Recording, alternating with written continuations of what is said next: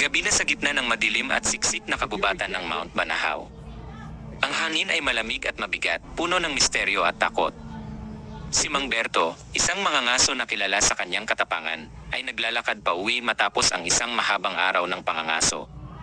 Pero mayong gabi, iba ang pakiramdam niya. May kakaiba sa hangin, isang kakaibang presensya na nagpapabigat sa kanyang dibdib. Ang kagubatan ay tahimik, masyadong tahimik. Wala ni isang huni ng ibon, ni isang huni ng kuliglig. Tanging ang tunog ng kanyang mga yapak ang naririnig niya sa gitna ng mga puno.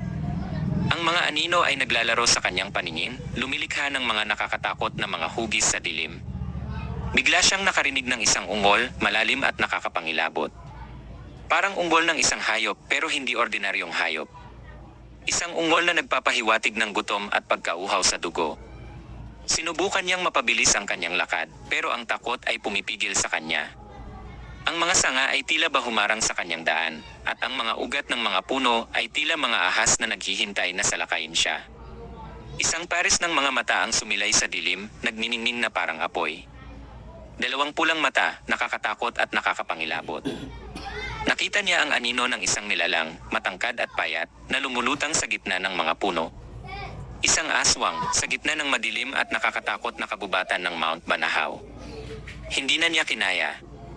Tumakbo si Mang Berto ng mabilis hanggat kaya niya. Ang ungol ng aswang ay humahabol sa kanya. Tumakbo siya hanggang sa makarating siya sa kanyang maliit na kubo. Ang puso niya ay tumitibok ng mabilis. Isinarado niya ang pinto at bintana. Ang takot ay nanunuot sa kanyang buong katawan. Kinaumagahan, wala na ang aswang. Pero ang takot at ang alaala ng kanyang nakita ay nanatili sa kanyang puso, isang alaalang hindi niya malilimutan. Ang kagubatan ng Mount Banahaw ay nanatiling madilim at nakakatakot, isang lugar na puno ng mga misteryo at mga nilalang na hindi maipaliwanag.